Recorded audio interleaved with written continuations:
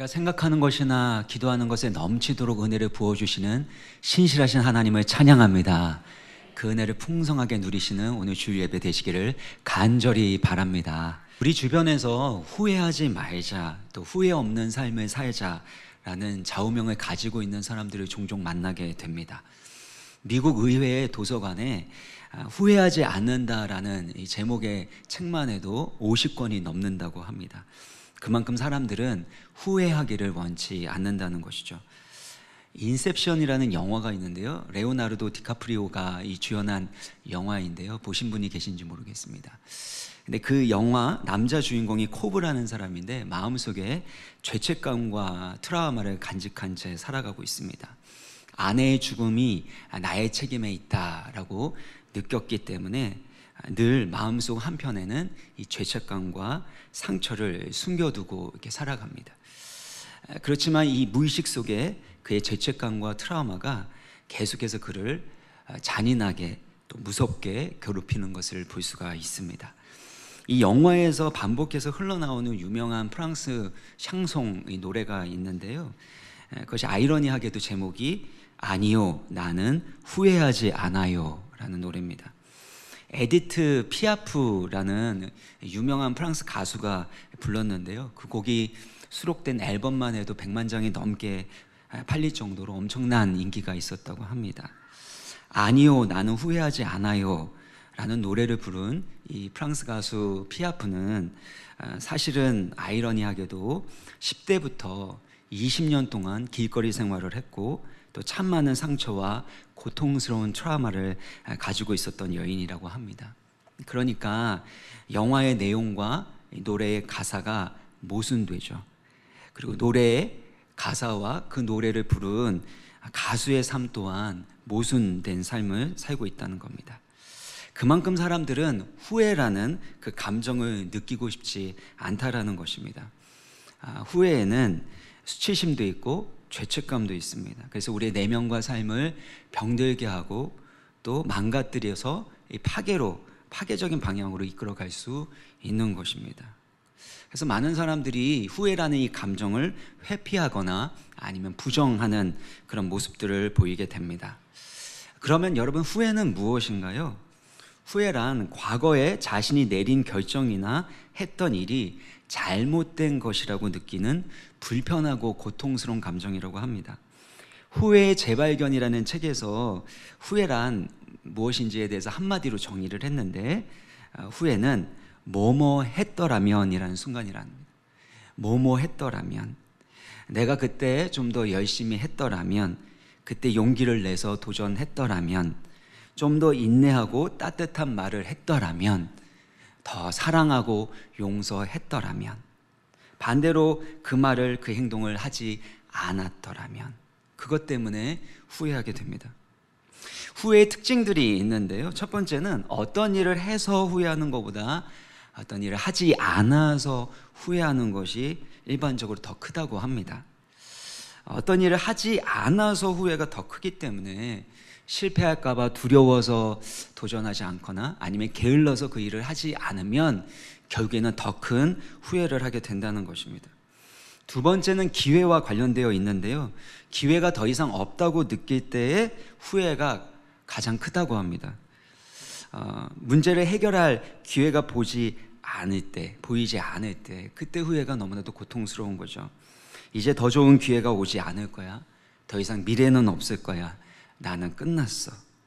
그렇게 되면 바꿀 수 없는 과거의 기억과 수치스러운 후회에 갇혀서 오늘 현재를 살아가지 못합니다. 그리고 미래를 향해 나아가지 못하게 된다는 것입니다.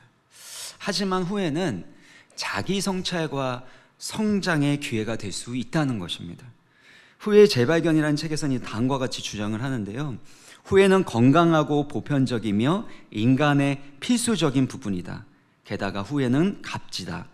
후회는 명료하게 해주고 가르침을 준다. 후회는 제대로만 하면 공경에 빠질 이유가 없다. 그래서 후회에 대해서 70년간 이 사람들이 연구한 결과를 이 두 가지로 했는데 이렇게 얘기합니다. 후회는 우리를 인간으로 만든다. 후회는 우리를 인간으로 만든다. 후회는 우리를 더 나은 사람으로 만든다. 그렇다면 후회가 우리의 삶 가운데, 우리의 마음 가운데 밀려올 때 우리는 어떻게 그것을 성장과 성숙의 기회로 삼을 수 있을까요? 그것에 대한 하나님의 음성과 말씀을 듣는 시간 되기를 바랍니다. 오늘 본문에서 부활하신 예수님은 베드로에게 찾아가셔서 그와 함께 식사를 하십니다. 식사 후에 다음과 같이 말씀을 하십니다. 15절입니다. 같이 읽겠습니다. 시작.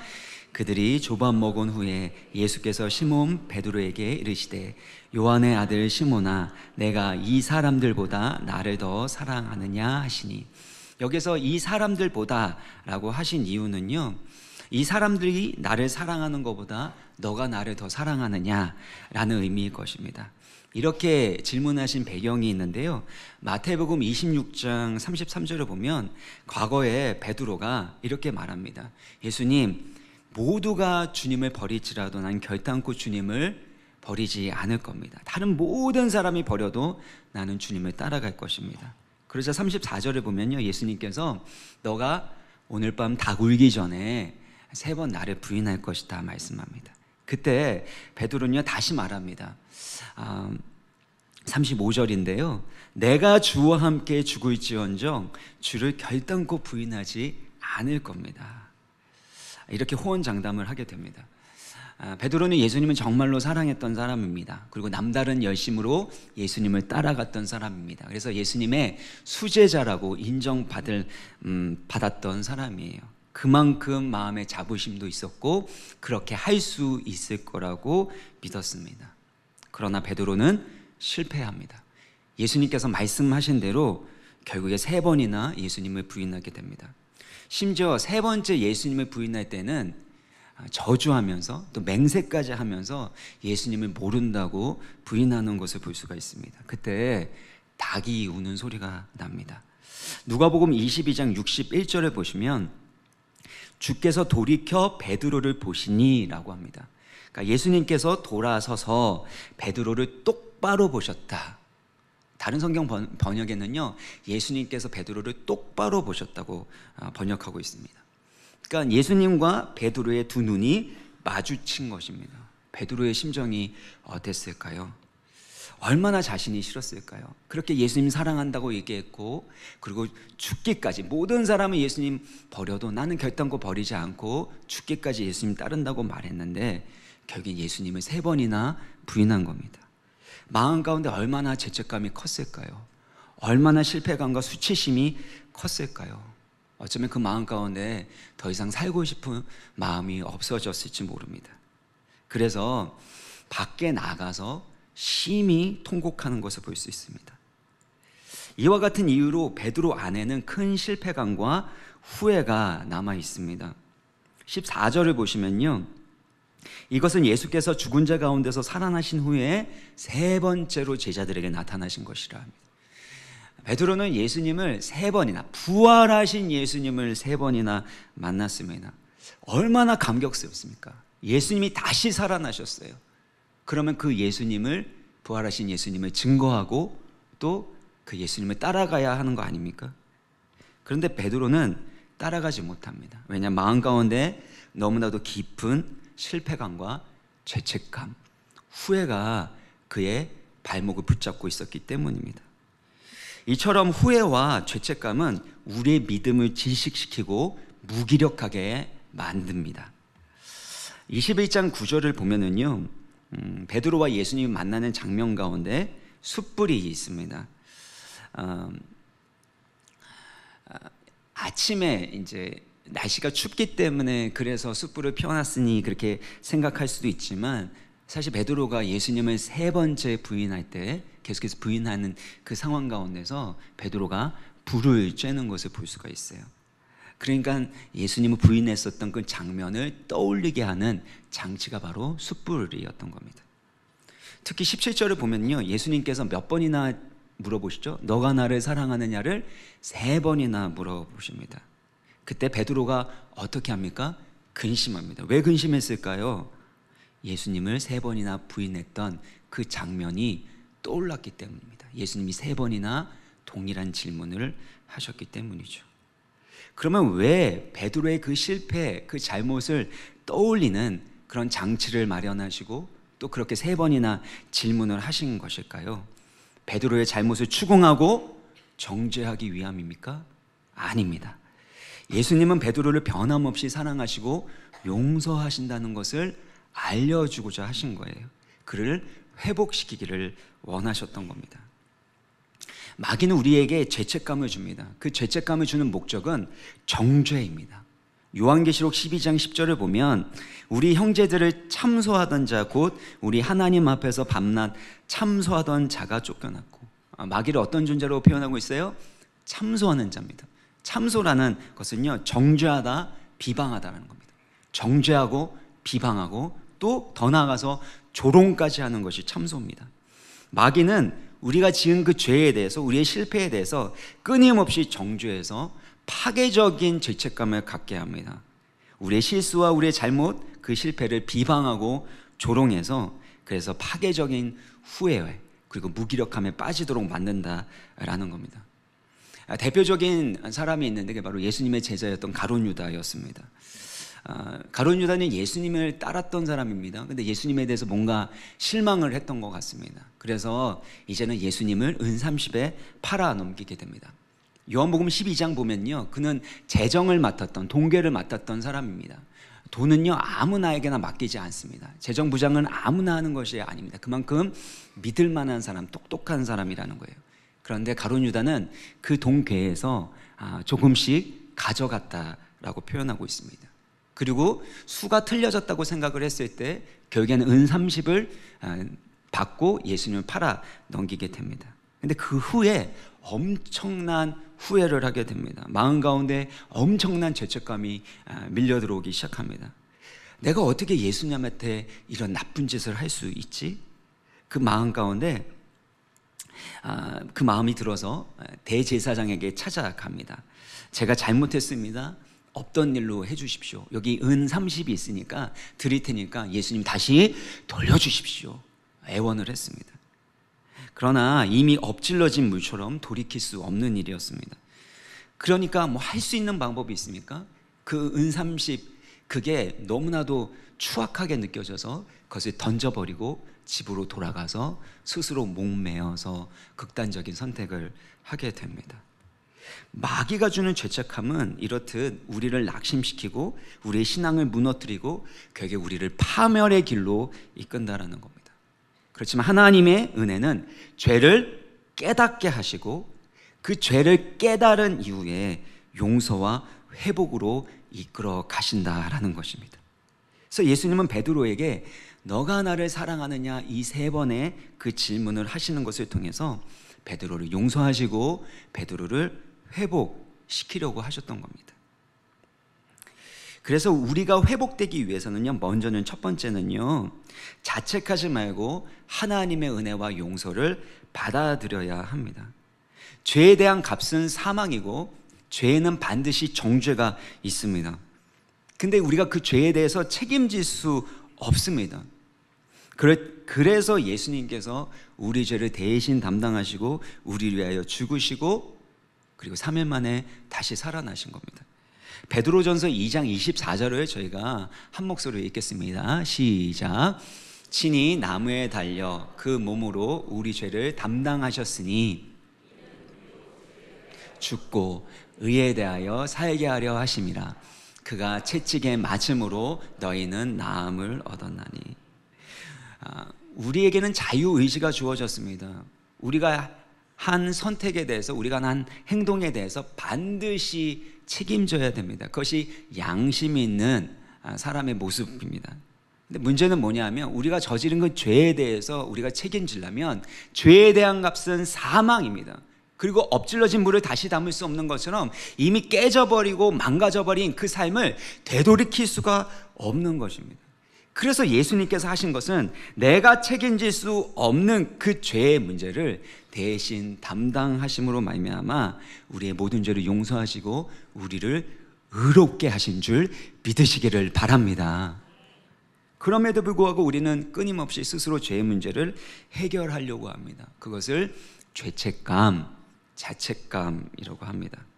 뭔가 선행을 하고 종교적인 노력을 해서 죄를 덮으려고 합니다. 나의 수치심, 나의 실패감, 그것들을 감추려고 합니다. 그것을 자기의, 자기의로움이라고 합니다.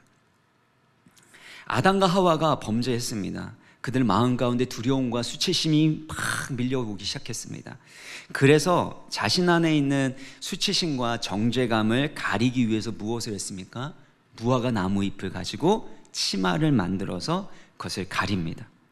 그런데 무화과 나무 잎으로 가린다고 그것이 이 죄와 수치가 가려집니까? 무화과 나무는 다시 메말라 버리게 됩니다. 그리고 다시 그들의 죄와 수치가 드러나게 되는 겁니다. 인간의 선행과 노력, 종교적인 행위로 결단코 우리의 수치와 죄악을 가릴 수 없습니다. 결단코 의롭게 될 수 없습니다. 그래서 예수님이 바로 우리의 의로움이 되시고 우리의 구원자가 되신다라는 겁니다. 예수님께서 나의 죄를 대신하여 십자가에 달려 죽으셨고, 예수님께서 나를 대신하여 모든 모욕과 수치를 당하셨기 때문에 내가 어떤 수치스러운 일을 행한다 할지라도, 그런 상황에 있다 할지라도 주님은 나를 의롭다 여겨주시고 존귀하게 여겨주실 것입니다. 이것이 바로 복음입니다. 여기에 중요한 원리가 있는데요, 자책하지 말고 회개해야 합니다. 가룟 유다와 베드로의 사실 그 잘못 중에 누가 더 큰 잘못을, 누가 더 큰 죄를 지었습니까? 가룟 유다는 은삼십에 예수님을 팔았습니다. 진짜 나쁜 짓을 했어요. 그런데 사실 어떤 잘못이든 죄든지 간에 얼마만큼의 관계였는지가 중요합니다. 그래서 내가 가장 믿었던 옆에 있는 사람이 나를 배신하는 게 그만큼 상처가 되는 거 아니겠습니까? 정말 사랑하는 사람에게 조금 잘못한 거, 그게 너무나도 크게 느껴지는 게 그게 사람의 마음입니다.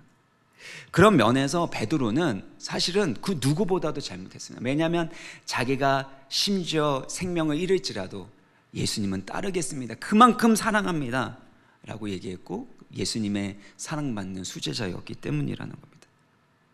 결국에는 베드로나 가룟 유다나 둘 다 사실은 죄를 지은 것이죠.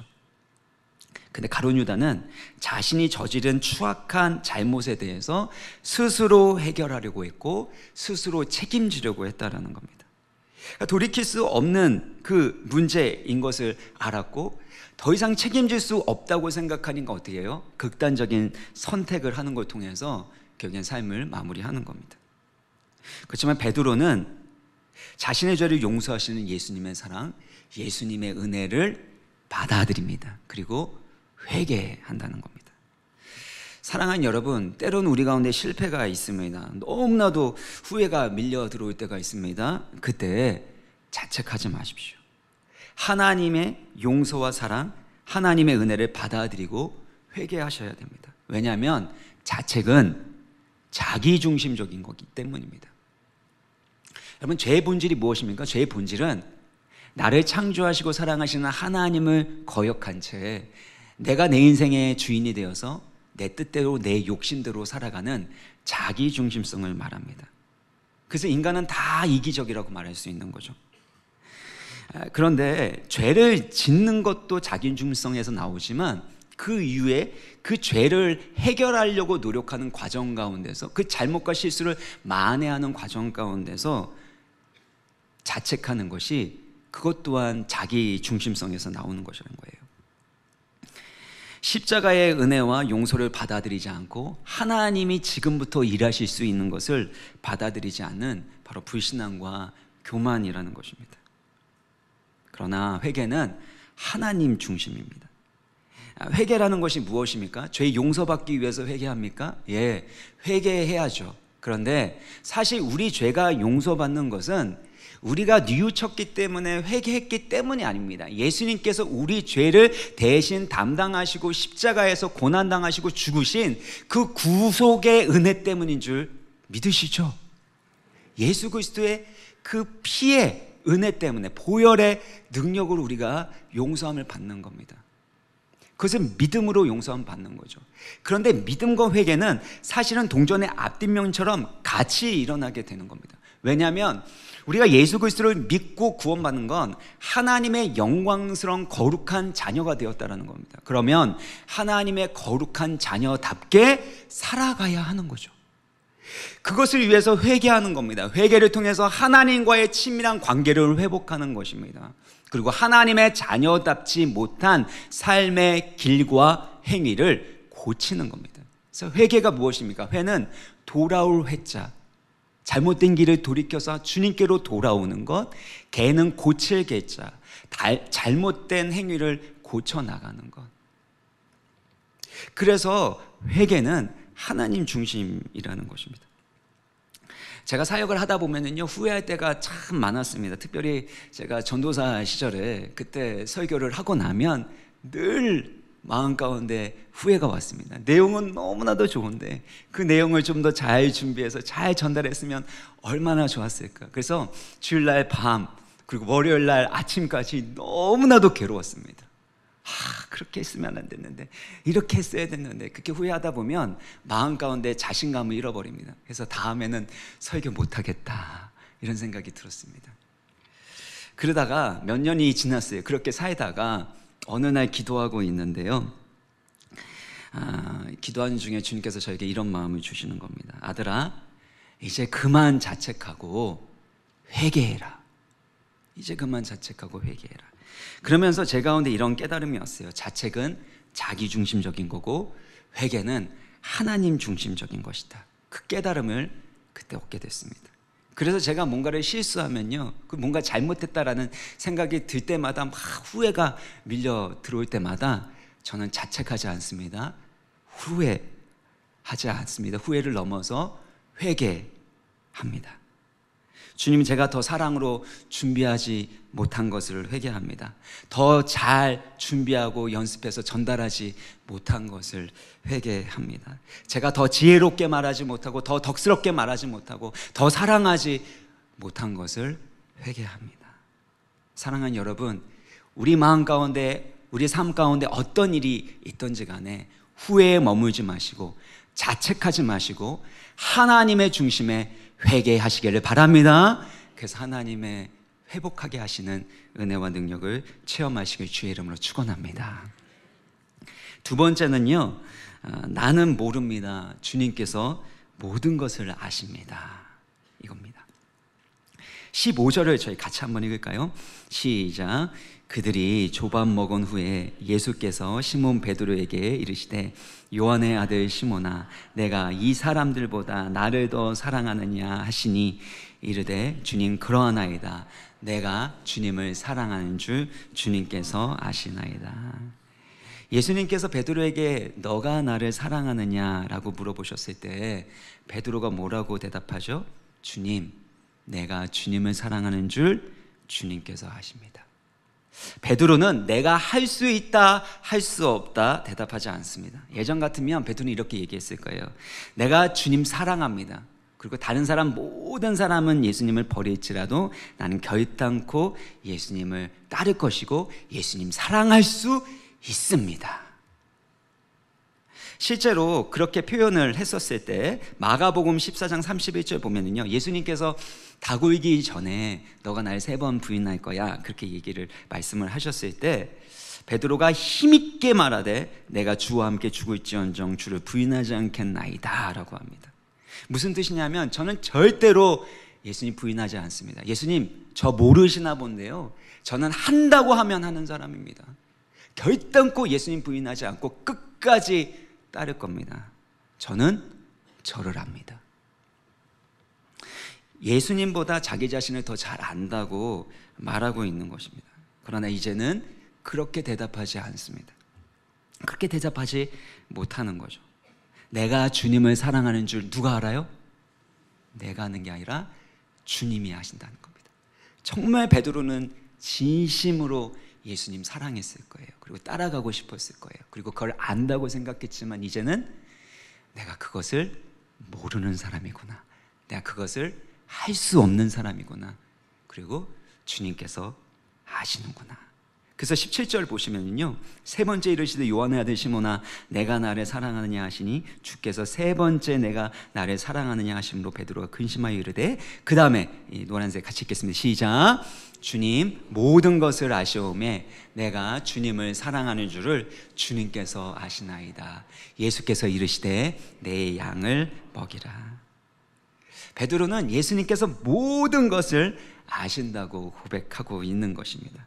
내 상황이 어떻게 펼쳐질지, 내 길이 어떻게 진행되게 될지 주님 나는 모릅니다. 그러나 주님은 다 알고 계십니다. 만약에 내가 하나님보다 더 잘 안다고 생각한다면 그것은 교만이고 불신앙입니다. 그리고 결국에는 실패하고 넘어질 수밖에 없습니다. 가룟 유다가 왜 그렇게 비극적인 선택을 하게 되었을까요? 베드로와 가룟 유다의 또 다른 차이는 무엇일까요? 가룟 유다는 자기가 자기의 삶에 대해서, 미래에 대해서 안다고 생각한 거예요. 자기가 저지른 그 잘못에 대해서 해결하기 위해서 방법을 찾습니다. 대제사장에게 찾아갔습니다. 은은 30을 돌려주면서 이거 참 다시 좀 예수님 돌려주십시오 얘기합니다. 그러나 안 됐죠. 그러니까 어떻게 해요? 더 이상 소망이 없는 겁니다. 우리가 가장 큰 후회를 하게 될 때는 더 이상 기회가 없다라고 생각할 때라고 말씀을 드렸습니다. 가룟 유다에게 있어서는 더 이상의 기회가 없다고 생각했고, 자신 때문에 예수님이 그러한 아주 치욕스러운 죽임을 당하게 되었기 때문에 그것을 본인이 책임져야 된다고, 그것이 자기의 길이라고 그렇게 알았던 것입니다. 가룟 유다는 더 이상의 해결 방법이 없다고, 더 이상 모르겠다라고 했지만 본인이 알고 있는 것이, 자신이 모르는 것이 전부라고 생각하는 사실은 교만함 가운데 있었던 겁니다. 그래서 극단적인 선택을 하는 것이죠. 사랑하는 여러분, 우리 인생 가운데 아무리 힘들고 어려운 일들이 있다 할지라도 때로는 내가 이해할 수 없고 내가 해결할 수 없는 문제가 있다 할지라도 그때는 나는 모르지만 우리 주님은 다 아시는 줄 믿으시길 바랍니다. 후회와 자책은 내가 알고 있는 수준에만 머무는 거예요. 그래서 나에게 답이 없으면 내 인생은 끝났다라고 생각하는 겁니다. 그러나 회복은 나는 모릅니다. 그러나 주님은 아십니다. 주님이 모든 것을 아십니다라는 겁니다. 우리가 믿는 예수님은 부활하신 예수님입니다. 결단코 죽음으로 예수님의 삶이 끝나지 않았습니다. 다시 살아나신 부활의 주님이십니다. 그래서 우리가 부활의 주님을 믿기 때문에 어떤 상황에서도, 절망적인 상황에서도 하나님은 결국에 우리를 부활의 길, 생명의 길로 인도하신다는 겁니다. 이게 부활신앙이고 이것이 복음인 줄 믿습니다. 그래서 우리의 삶의 길을 주님께서 다 아신다는 것을 믿는 것이 필요한데요, 사실 베드로의 삶을 하나님께서 그렇게 다시금 일으키시고 인도하셨죠. 베드로의 이름의 뜻이 무엇입니까? 반석입니다. 근데 인간적으로 볼 때 베드로는 반석이 아니라 예수님을 걸려 넘어뜨리는 걸림돌 같았습니다. 그러나 베드로의 인생에 대해서 누가 제일 잘 아시죠? 예수님이 아시죠. 누가복음 22장 31절 보시면요, 시몬아 시몬아 보라, 사탄이 너를 밀가부르듯 하려고 요구하였으나 그러나 내가 너를 위하여 내 믿음이 떨어지지 않기를 기도하였노니 너는 돌이킨 후에 내 형제를 굳게 하라. 예수님은 베드로가 예수님을 3번이나 부인할 것도 아셨습니다. 사탄이 밀가부르듯 하려고 청구했고, 그래서 베드로가 넘어질 수 있다는 것을 알고 계셨습니다. 그러나 예수님은 베드로의 믿음이 떨어지지 않기를 기도했습니다. 그리고 돌이킨 후에 바로 많은 사람들, 많은 형제들을 굳건하게 세우는 반석과 같은 사람으로 만들어 가셨다라는 것입니다. 저는 이 부모님의 그 서원기도로 태어난 사람입니다. 아들 주시면 목사로 바치겠다라고 서원기도를 했고, 실제로 아들을 주셔서 그래서 제가 목사로 바쳐져서 저는 어렸을 때부터 목사로, 그렇게 작은 목사로 불렸습니다. 그런데 제가 성장하면서요, 목사 너무 하기 싫더라고요. 그러면서 삐딱한 마음이 생겼는지 그 다음부터는 예배 드리는데요, 막 돌아다니고 소란스럽게 하고. 근데 선생님이 제어하기가 곤란한 겁니다. 왜냐하면 담임 목사 아들이니까. 심지어 저 때문에 교회 못 나오겠다고 그렇게 얘기하는 그런 학생이 있었을 정도로. 그래서 그 선생님이 전화했다가 왜 안 나오니? 목사님 아들이 때문에 안 나옵니다. 그래가지고 그 얘기를 저희 부모님이 들으시고, 저는 교회에 걸림돌 같은 사람이었습니다. 근데 만 20살이 되어서 예수님을 다시 만나게 되었습니다. 그때 주님께서 제 가운데 주셨던 메시지가 이거였습니다. 내가 너를 가장 잘 알고 있단다. 다른 사람이 너에 대해서 어떻게 평가하고 어떤 말을 하든지 그것은 중요하지 않단다. 왜냐하면 그들은 너를 모르고 너의 미래가 어떻게 될지 모르기 때문이다. 사랑하는 아들아, 내가 너를 가장 사랑하고 내가 가장 너를 잘 알고 있단다.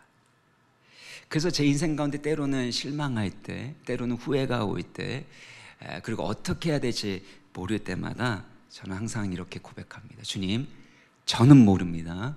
그러나 주님은 모든 것을 아십니다.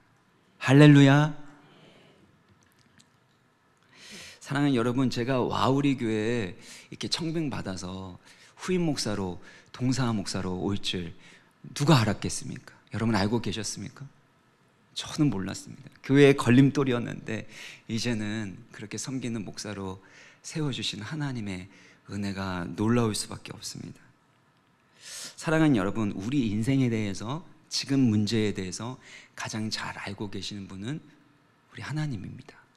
우리의 자녀에 대해서도 마찬가지입니다. 우리의 배우자에 대해서도 마찬가지입니다. 때로는 사랑하기 때문에 또 우리 인생 가운데 경륜과 또 쌓여진 지식이 있으니까, 그러니까 그렇게 살면 안 된다고 말하다 보면 때로는 우리 자녀들의, 우리 가족들의 인생을 우리가 규정하고 때로는 비난하고 비방할 때도 있습니다. 그러나 그때에도 누가 우리의 사랑하는 사람을 가장 잘 아세요? 주님이 가장 잘 아시고 주님께서 생명의 길로, 부활의 길로 인도하여 주심을 믿으시기를 바랍니다. 욥기서 23장 8절 9절을 보면은요, 욥이 이해할 수 없는 고난 가운데 있었습니다. 가장 큰 고통은 이해할 수 없는 그 고난의 이유에 대해서 몰랐기 때문이기도 하지만 사실은 하나님의 임재가 느껴지지 않았기 때문입니다. 그래서 보면요, 내가 앞으로 가도 그가 계시지 아니하시고 뒤로 가도 보이지 아니하며 그가 왼쪽에서 일하시나 내가 만날 수 없고 그가 오른쪽으로 돌이키시나 배울 수 없구나. 아무것도 모르겠다는 거예요. 그런데 욥이 다음과 같은 결론으로 고백합니다. 바로 다음 구절 10절인데요. 같이 읽겠습니다. 시작. 그러나 내가 가는 길을 그가 아시나니 그가 나를 단련하신 후에는 내가 숭문같이 나으리라. 욥은 이해할 수 없는 고난과 고통 가운데서 아무것도 모른다고, 어떻게 해야 될지 모르겠다고 했습니다. 그러나 한 가지는 믿었습니다. 나의 길 오직 그가 아시나니 나를 단련하신 후에는 내가 숭문같이 나오리라. 말씀을 마무리 지려고 합니다. 누가복음 22장 61절 보면요, 예수님께서 돌이키셔서 베드로를 보셨습니다. 베드로와 예수님의 눈이 마주쳤습니다. 얼마나 당혹스럽고 고통스러웠을까요? 얼마나 그 마음 가운데 죄책감이 컸을까요? 그런데 저는요, 이 본문을 묵상하면 할수록 예수님과 얼굴이, 눈이 마주쳤기 때문에 더 큰 죄책감을 느꼈다고 생각이 들지 않더라고요. 예수님께서 베드로를 째려보셨을까요? 아니면 실망스러운 얼굴로 내가 너한테 말했는데 너 참 어리석고 교만하다, 내 말이 맞지? 정신 좀 차려라, 네가 어떻게 나한테 이럴 수 있느냐, 그렇게 하셨을까요? 결단코 아닙니다. 오늘 본문에서 예수님께서 부활하신 후에 찾아오셔서 요한의 아들 시몬아, 내가 나를 사랑하느냐, 그렇게 사랑의 눈빛으로, 용서의 얼굴로 그렇게 바라보셨듯이 그때도 바라보셨을 거라고 저는 생각합니다. 사랑하는 시몬아, 베드로야, 내가 안다. 다 알고 있다. 괜찮다. 내가 너에게 했었던 말을 기억하렴. 내 말대로 너가 나를 부인했지만 내가 너의 믿음이 떨어지지 않기를 기도했다. 그리고 돌이킨 후에는 너는 반석과 같은 삶으로 많은 사람을 굳건하게 세우는 그런 인생을 살게 될 것이다. 결단코 포기하지 마라. 절망하지 마라. 내가 너를 사랑한다. 그리고 내가 너를 찾아올 것이다. 이 예수님의 그 사랑의 얼굴을 보았기 때문에 베드로는 극단적인 선택을 하지 않고 예수님의 용서와 사랑을 받아들이고 결국엔 회복된 줄 믿습니다. 사랑하는 여러분, 어떤 상황에서도 여러분의 상황과 문제 바라보지 마십시오. 여러분의 모습 바라보지 마시고 여러분 모습, 있는 모습 그대로 사랑하시고 받아주시고 그리고 용서하시고 용납하시는 그 예수님의 얼굴 바라보시기를 바랍니다. 반드시 주님께서 여러분 삶을 회복시켜 주실 것입니다. 나는 모르지만 주님은 모든 것을 알고 계십니다. 주님께서 생명의 길로, 부활의 길로 인도하여 주실 줄 믿습니다.